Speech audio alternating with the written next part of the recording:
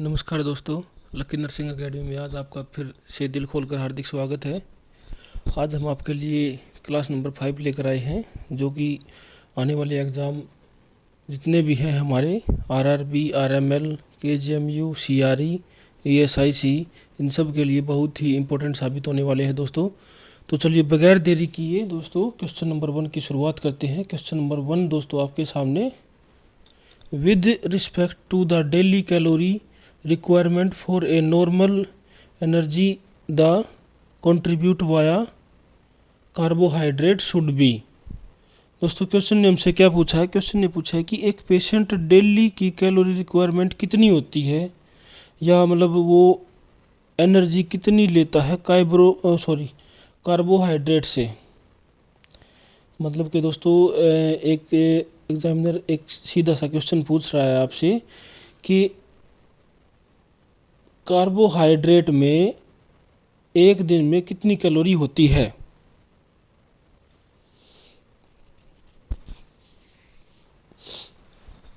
Examiner ने ये तो काफ़ी लंबा क्वेश्चन आपसे करके पूछ लिया, लेकिन एग्जामिनर सीधा सा भी ये भी पूछ सकता है दोस्तों कि कार्बोहाइड्रेट में कितने परसेंट डेली रिक्वायरमेंट की अगर बात करते हैं तो कितने परसेंट क्या नाम है एनर्जी होती है एक दिन में। तो यहाँ पर अगर कार्बोहाइड्रेट की बात करते हैं दोस्तों तो 50 to 70 of the total requirement, यानी 50 से 70% ऑफ द टोटल रिक्वायरमेंट ये कार्बोहाइड्रेट की होती है दोस्तों। अगर एग्जामिनर यहाँ पर प्रोटीन की पूछ लेता तो प्रोटीन में आती है दोस्तों 7 to 15, यानी 7 से 15%। और अगर एग्जामिनर यहीं पर फैट की पूछ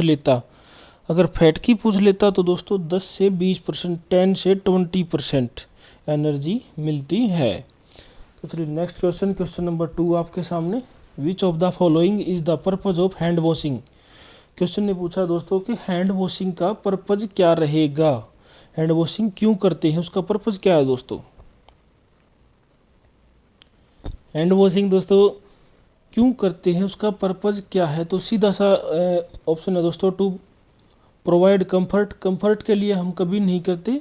टू हैव एस्थेटिक फीलिंग, ये हमें कोई फीलिंग अच्छी लगे इस तरीके से हम नहीं करते दोस्तों। Promote circulation in the hand, तो यहाँ पर ऑप्शन नंबर डी भी नहीं बनेगा, लेकिन ऑप्शन नंबर बी दोस्तों आपके सामने अलग से दिख रहा है। टू प्रिवेंट क्रॉस इन्फेक्शन, यानी कि क्रॉस इन्फेक्शन यानी पेशेंट से हमारे में या हमारे से पेशेंट में इन्फेक्शन ना जाए, इसलिए हम हैंड वॉशिंग करते हैं। और अगर दोस्तों यहाँ पर हैंड वॉशिंग की बात की जाए तो हैंड वॉशिंग दो प्रकार की होती है दोस्तों, एक होती है मेडिकल, एक होती है सर्जिकल। और अगर मेडिकल एग्जामिनर पूछ लेता है तो वो 2 से 3 मिनट के लिए करते हैं दोस्तों, और अगर सर्जिकल पूछ लेता है तो वो 5 मिनट के लिए करते हैं दोस्तों। और मेडिकल हैंड वॉशिंग में दोस्तों वाटर का फ्लो कैसा होना चाहिए दोस्तों। एग्जामिनर एक क्वेश्चन ये भी पूछ सकता है आपसे कि मेडिकल हैंड वॉशिंग में वाटर का फ्लो कैसा होना चाहिए। तो वाटर का फ्लो होना चाहिए दोस्तों एल्बो टू रिस्ट, यानी कि एल्बो टू रिस्ट वाटर का फ्लो होना चाहिए। और एग्जामिनर अगर सर्जिकल की बात करता है तो 5 मिनट तो मैंने आपको बताया, और वाटर का फ्लो दोस्तों इसमें रिस्ट टू एल्बो होता है, उल्टा होता है दोस्तों। अगर मेडिकल की बात की जाए तो एल्बो टू रिस्ट, और अगर सर्जिकल की बात की जाए तो रिस्ट टू एल्बो। और दोस्तों ओटी के अंदर जो हैंड वॉशिंग करते हैं हम, वो बिटाडीन यानी स्क्रब से हैंड वॉशिंग करते हैं, और वो हैंड वॉशिंग 10 मिनट तक करते हैं दोस्तों। उस हैंड वॉशिंग को 10 मिनट तक करना चाहिए, 10 मिनट तक एग्जामिनर पूछता है तो ओटी की हैंड वॉशिंग 10 मिनट तक होती है दोस्तों। यहाँ पर राइट आंसर बनता है दोस्तों आपके सामने हैंड वॉशिंग का, to prevent cross infection. Question number 3 आपके सामने दोस्तों, atropine is a premedication given to the patient before surgery, which among the following is the expected action to of atropine. दोस्तों क्वेश्चन ने क्या पूछा है, question ने पूछा है कि आप एट्रोपिन ड्रग दे रहे हो किसी पेशेंट को सर्जरी से पहले, आप किसी भी पेशेंट को बिफोर सर्जरी यानी सर्जरी से पहले एट्रोपिन दे रहे हो, विच among the following is accepted action of atropine, यानी एट्रोपिन को एट्रोपिन जो आप सर्जरी से पहले दे रहे हो, तो एट्रोपिन सर्जरी से पहले आपको क्यों दे रहे हो, उसमें क्या एक्शन, एट्रोपिन नाम की जो ड्रग है दोस्तों, एट्रोपिन जो इंजेक्शन है दोस्तों, वो क्या एक्शन करता है, विच अमंग एक्सपेक्टेड, यानी कि आप उस इंजेक्शन से क्या उम्मीद लगाए हुए हो कि वो इंजेक्शन ये काम करता है दोस्तों, इसलिए हम सर्जरी से पहले देते हैं। पहला है रिड्यूस सिक्रेशन, दूसरा है प्रिवेंट ब्रेडिकार्डिया, तीसरा है प्रिवेंट हाइपोटेंशन और चौथा है ऑल ऑफ द अबव। और अगर यहाँ पर दोस्तों हम आंसर की बात करते हैं तो जो एट्रोपिन है दोस्तों वो तीनों काम करती है दोस्तों, रिड्यूस सिक्रेशन भी करवाती है, प्रिवेंट ब्रेडिकार्डिया को भी करती है दोस्तों, और प्रिवेंट हाइपोटेंशन, यानी तीनों चीज़ों को कंफर्ट के लिए हम देते हैं कि सर्जरी के दौरान हमें तीनों में से किसी समस्या से ना गुजरना पड़े। इसलिए राइट आंसर होगा दोस्तों ऑल ऑफ द अबव।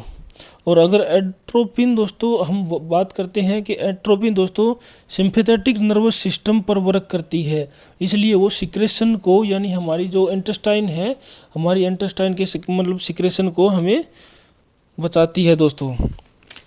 और अगर एट्रोपिन हम ड्रग ऑफ चॉइस की बात करते हैं दोस्तों, एट्रोपिन ड्रग ऑफ चॉइस के बारे में अगर एग्जामिनर पूछ लेता है तो ब्रेडिकार्डिया की ड्रग ऑफ चॉइस बनती है दोस्तों, एक बनती है दोस्तों मशरूम की, एक बनती है दोस्तों नियोस्टिग्माइन की, एक बनती है दोस्तों टेंसिलॉन टेस्ट की, और एक जो सबसे मेन बात जो एग्जामिनर बार बार पूछता है दोस्तों कि एट्रोपिन ड्रग ऑफ चॉइस, और जो आंसर में देता है ऑर्गेनोफॉस्फेट,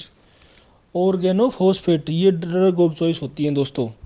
और लेकिन यहाँ पर राइट आंसर की बात करते हैं कि सर्जरी से पहले क्यों देते हैं, नर्स क्या एक्सेप्ट करती है कि एट्रोपिन नाम की दवाई क्या करेगी, तो वो सिक्रेशन को भी रिड्यूस करेगी, ब्रेडिकार्डिया को भी ठीक करेगी और हाइपोटेंशन को भी ठीक करेगी। तो इसलिए राइट आंसर होगा दोस्तों option number D is the right answer. तो चलिए question number 4, suitable position of rectal examination is. दोस्तों क्वेश्चन ने पूछा है कि रेक्टल एग्जामिनेशन करने के लिए कौन सी पोजीशन देते हैं, सुटेबल का मतलब कि कौन सी पोजीशन बेस्ट होती है, जो सूट करती है रेक्टल एग्जामिनेशन के लिए। रेक्टल एग्जामिनेशन जब भी दोस्तों हम करते हैं तो उस टाइम पर हम पेशेंट को सिम्स पोजीशन देते हैं, और ये कुछ पोजीशन दोस्तों आपको साइड लाइन जैसी भी देखने को मिलती है। सिम्स पोजीशन हम इसको बोलते हैं रेक्टल एग्जामिनेशन के लिए। Option number D is the right answer. Question number 5, neonates compression ventilation ratio. Neonate compression यानी कंप्रेशन दोस्तों बोलते हैं चेस्ट कंप्रेशन को, और उसका नियोनेट्स के यानी कि बच्चे के अंदर उस कंप्रेशन का रेशियो क्या होता है दोस्तों वेंटिलेशन का। और दोस्तों यहाँ हम आंसर की बात करते हैं पहले दोस्तों। अगर neonate compression ventilation ratio examiner पूछ लेता है दोस्तों तो वो होता है 3:1। और यहाँ पर दोस्तों दो चीज़ें और होती हैं जो कंप्रेशन वेंटिलेशन पर काम करती है दोस्तों, एक होता है BLS, एक होता है ACLS। BLS का मतलब होता है दोस्तों बेसिक लाइफ सपोर्ट, जिसको कोई भी दे सकता है, कहीं भी दे सकता है। और ACLS का मतलब होता है दोस्तों एडवांस कार्डियक लाइफ सपोर्ट है, और वो दोस्तों सिर्फ और सिर्फ हॉस्पिटल के अंदर दी जाती है, और वो एक टैलेंटेड स्टाफ देते हैं दोस्तों। और अगर ACLS में अगर एग्जामिनर पूछ लेता है कि कौन सा कोड एक्टिवेट होता है, तो ACLS में दोस्तों ब्लू कोड एक्टिवेट होता है दोस्तों। और इसमें दोस्तों बात करते हैं, एक होता है दोस्तों CAB यानी कैब नाम की एक जो कॉम्बिनेशन बनती है दोस्तों। कैब का मतलब होता है दोस्तों C का मतलब कंप्रेशन, A का मतलब एयरवे, जिसको हम प्रिवेंट करवाते हैं दोस्तों। इसमें किस चीज़ों का ध्यान रखना चाहिए दोस्तों, CAB यानी शॉर्ट फॉर्म मैंने आपको बताया। और CAB का मतलब है C से कंप्रेशन, A फॉर एयरवे और B से ब्रीथिंग, यानी कंप्रेशन यानी सर्कुलेशन को हमें मेंटेन करके रखना होता है, और A मतलब एयरवे को पेटेंट करना होता है, और B का मतलब ब्रीथिंग मतलब आती है दोस्तों वेंटिलेशन के अंदर, इसलिए हम इसको कैब बोलते हैं दोस्तों। और अगर यहाँ राइट आंसर की बात करते हैं दोस्तों तो राइट आंसर होगा 3:1। तो चलिए नेक्स्ट क्वेश्चन नंबर 6 आपके सामने। CBC urinalysis and x-ray examination of the chest are ordered for a client before surgery. The client asks why these tests are done, which is the best reply by the nurse. दोस्तों examiner यहाँ पर पूछ रहा है कि एक patient की आप सीबीसी, यूरिन और एक्सरे करवा रहे हो, चेस्ट एक्सरे करवा रहे हो सर्जरी से पहले. The client ask why these tests are done, which is the best reply. तो ये टेस्ट आप क्यों करवा रहे हो सर्जरी से पहले. नस्ट का सॉरी, अगर पेशेंट आपसे पूछ लेता है कि आप सर्जरी से पहले ये टेस्ट क्यों करवा रहे हो, तो नर्स का क्या एक्शन रहेगा इसमें कि उस पेशेंट को क्या बताएगी कि हम ये टेस्ट क्यों करवा रहे हैं. तो दोस्तों जब भी हम किसी पेशेंट का सर्जरी से पहले टेस्ट करवाते हैं तो टेस्ट इसलिए करवाते हैं ताकि पेशेंट के अंदर कोई और बीमारी ना मिले. उस अगर और बीमारी मिलती है सर्जरी, अगर मान कर चलो हम पेशेंट की कोई भी सर्जरी कर रहे हैं, यानी अपेंडिक्स की सर्जरी कर रहे हैं, और अगर हमें पेशेंट के टेस्ट करवाए तो उसमें और कोई बीमारी मिलती है दोस्तों, तो उसको प्रिवेंट किया जा सके सर्जरी से पहले ही. यानी सर्जरी के बाद अगर पता चलता है तो उस बीमारी को प्रिवेंट करने में थोड़ी सी प्रॉब्लम हो सकती है. और यहाँ पर अगर राइट आंसर की बात करते हैं तो जो मैंने आपको बताया उस तरीके में राइट आंसर क्या होगा दोस्तों, they are done to identify other health risk, यानी कि और हेल्थ बीमारी यानी और कोई बीमारी को प्रिवेंट किया जा सकता है ये टेस्ट करने के बाद. तो यहाँ पर राइट आंसर होगा option number B. Question number 7 दोस्तों आपके सामने. A client has surgery to repair a fracture right hip, where should the nurse stand when assisting the client to ambulate. दोस्तों क्वेश्चन ने हमसे क्या पूछा है, क्वेश्चन ने पूछा है कि किसी भी पेशेंट की राइट साइड की हिप की सर्जरी फ्रैक्चर हो राइट साइड की हिप फ्रैक्चर हो गई है और उसको डॉक्टर साहब रिपेयर कर रहे हैं. तो जब डॉक्टर साहब रिपेयर कर रहे हैं, रिपेयर करने के बाद जो नर्स है वो उसको कौन सी साइड पर सपोर्ट करेगी, कौन सी साइड पर एम्बुलेट करेगी, कौन सी साइड पर सपोर्ट देगी, राइट साइड या लेफ्ट साइड, क्योंकि फ्रैक्चर राइट साइड हुआ है दोस्तों. और दोस्तों एक बात ध्यान रखना, जब भी एग्जामिनर इस तरह के क्वेश्चन पूछता है वो बहुत ही कन्फ्यूजन वाले क्वेश्चन होते हैं दोस्तों. हमेशा जब भी वीक साइड होती है वहाँ पर कभी भी सपोर्ट नहीं देना होता है. जो साइड बिल्कुल परफेक्ट है उस साइड पर हमें सपोर्ट देना होता है. वीक साइड पर अगर सपोर्ट दोगे तो क्या फ़ायदा है दोस्तों, वहाँ पर वो सपोर्ट पकड़ नहीं पाएगा पेशेंट, बगैर वीक साइड सपोर्ट देनी होती है. और यहाँ पर अगर राइट साइड फ्रैक्चर है तो दोस्तों यहाँ पर हम राइट आंसर की बात करेंगे तो वो होगा on the client left side. हमें लेफ्ट साइड पर उस पेशेंट को सपोर्ट देनी होती है दोस्तों. तो यहाँ पर राइट आंसर होगा option number C is the right answer. Amikacin is prescribed for a client with a bacterial infection. The nurse instruct the client to contact the primary health care provider PHCP, primary health care provider, immediately if which occurs. दोस्तों question क्या पूछ रहा है, question पूछ रहा है कि एक पेशेंट है जिसको बैक्टीरियल इन्फेक्शन के लिए हम अमिकासिन नाम की ड्रग दे रहे हैं. सॉरी दोस्तों, एक पेशेंट है जिसको हम बैक्टीरियल इन्फेक्शन से बचाने के लिए अमिकासिन नाम की ड्रग दे रहे हैं. तो एग्जामिनर पूछ रहा है कि प्राइमरी हेल्थ केयर प्रोवाइडर यानी कि PHCP के अनुसार अमिकासिन की ड्रग से शरीर के अंदर क्या इफेक्ट कर सकती है, इमीडिएटली इफ विच अकर्स.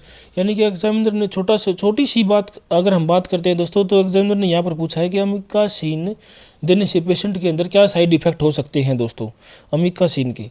अगर एग्जामिनर यहाँ पर नॉर्मल हम क्वेश्चन की बात करते हैं तो एग्जामिनर ने सीधा ये पूछा है कि अमिकासिन नाम की ड्रग शरीर के अंदर क्या इफेक्ट करती है, उसका साइड इफेक्ट क्या होता है दोस्तों. तो पहली बात तो मैं बताता हूँ दोस्तों, अमिकासिन नाम की जो ड्रग होती है दोस्तों वो अमिकासिन जो नाम की ड्रग होती है वो दोस्तों अमीनोग्लाइकोसाइड नाम की अमीनोग्लाइकोसाइड ग्रुप नाम की ड्रग होती है दोस्तों. और इसी के अंदर अगर अमीनोग्लाइकोसाइड नाम की ग्रुप की मैं बात करते हैं तो इसी में जेंटामाइसिन को भी काउंट किया जाता है दोस्तों. और अमिकासिन की हम बात करते हैं तो अमिकासिन हमेशा आवाज़ में गड़बड़ी करता है. और जेंटामाइसिन की अगर हम बात पूर्त कर लेते हैं दोस्तों तो जेंटामाइसिन दोस्तों किडनी पर इफेक्ट करती है. और यहाँ पर अगर अमिकासिन की पूछे दोस्तों तो आवाज़ में गड़बड़ी करेगा तो क्या करेगा दोस्तों, हियरिंग लॉस, यहाँ पर राइट आंसर बनेगा दोस्तों आपके सामने option number C is the right answer. तो चलिए नेक्स्ट क्वेश्चन, क्वेश्चन नंबर 9 आपके सामने दोस्तों। Which medication is often use a mood stabiliser in the management of bipolar disorder. दोस्तों एग्जामिनर ने यहाँ पर क्या पूछा है, एग्जामिनर ने पूछा है कि मूड स्टेबलाइजर की दवाई कौन सी होती है बाइपोलर डिसऑर्डर, जिसको यहाँ हम मैनिया डिप्रेशन देखने को मिलता है। मूड स्टेबलाइजर का मतलब होता है दोस्तों बाइपोलर डिसऑर्डर या मैनिया डिप्रेशन, मतलब जो मूड है, मूड के ऊपर दोस्तों कि बाइपोलर डिसऑर्डर किसमें देखने को मिलता है दोस्तों, मूड स्टेबलाइजर, यानी कि मूड ऊपर भी हो सकता है नीचे भी हो सकता है। पेशेंट के अंदर आपको देखने को मिलेगा दोस्तों, कभी खुशी देखने को मिलेगी, कभी गम देखने को मिलेगा। ये चीज़ें बाइपोलर डिसऑर्डर में काउंट की जाती है। इसी को हम मैनिया डिसऑर्डर भी बोलते हैं दोस्तों। और इसको ठीक करने के लिए हम कौन सी दवाई का उपयोग करते हैं दोस्तों, इसको ठीक करने के लिए दोस्तों हम लिथियम कार्बोनेट का हम यहाँ पर उपयोग करते हैं, जो बाइपोलर डिसऑर्डर और मैनिया की ड्रग ऑफ चॉइस भी देखने को मिलती है दोस्तों। और अगर यहाँ पर सर्ट्रेलाइन की बात करते हैं दोस्तों, तो ये एक सेडेटिव ड्रग आपको देखने को मिलती है। सेडेटिव नहीं दोस्तों, सेडेटिव तो यहाँ पर डाइजापाम आपको देखने को मिलेगी। और अगर सर्ट्रेलाइन की बात करती है दोस्तों, तो ये SSRI ग्रुप की ड्रग्स है दोस्तों। और अगर हेलोपेरिडोल की बात करते हैं दोस्तों, तो हेलोपेरिडोल एक एंटीसेप्टिक ड्रग होती है दोस्तों। और अगर यहाँ पर लिथियम पर बात करते हैं दोस्तों, चलो अब जो लिथियम कार्बोनेट नाम की जो ड्रग होती है दोस्तों, वो मार्केट में आपको 600 से 900 mg के अंदर अवेलेबल में मिलती है दोस्तों। और जिसका थेरेपेटिक लेवल दोस्तों आपको 0.8 से 1.2 मिलीक्वेंट लीटर पर लीटर देखने को आपको मिलता है दोस्तों। और अगर यहाँ पर लिथियम की अगर हम टॉक्सिसिटी की बात करते हैं दोस्तों, एग्जामिनर पूछ लेता है कि लिथियम की टॉक्सिसिटी कितने पर जाकर होती है, कितने पर माइल्ड होती है, कितने पर मॉडरेट होती है और कितने पर सीवियर होती है दोस्तों। अगर हम यहाँ पर टॉक्सिसिटी की बात करते हैं माइल्ड की, तो माइल्ड दोस्तों आपको देखने को मिलेगी 1.5 से ऊपर आपको देखने को मिलेगी। और अगर मॉडरेट की बात करते हैं तो 2.0 से ऊपर मिलीक्वेंट पर लीटर यानी 2.0 से ऊपर आपको देखने को मिलेगी। और अगर सीवियर की बात करते हैं तो 2.5 मिलीक्वेंट पर लीटर आपको सीवियर देखने को मिलेगी। और जब भी हम किसी पेशेंट को दोस्तों लिथियम की ड्रग देते हैं, तो उसके साथ साथ हमें हमेशा पेशेंट के सोडियम को नोटिस करना होता है। सोडियम को नोटिस इसलिए करना होता है दोस्तों, क्योंकि लिथियम नाम की ड्रग दोस्तों पेशेंट के अंदर हाइपोनेट्रीमिया करवाती है, यानी कि सोडियम की कमी करवाती है। इसलिए जब भी किसी पेशेंट की लिथियम नाम की ड्रग जब चल रही हो, तो उसके साथ साथ दोस्तों सोडियम को काउंट करना होता है, सोडियम को देखना बहुत ज़रूरी होता है दोस्तों। तो चलिए दोस्तों, ये था इस सीरीज़ का लास्ट क्वेश्चन। आज समय की कुछ सीमाएं हैं, जिसकी वजह से हम आपके सामने 9 ही क्वेश्चन लेकर आए हैं। कल हम आपके लिए दोबारा से क्लास नंबर 6 लेकर आएंगे, जो बहुत ही इंपॉर्टेंट साबित होगी दोस्तों। थैंक यू दोस्तों।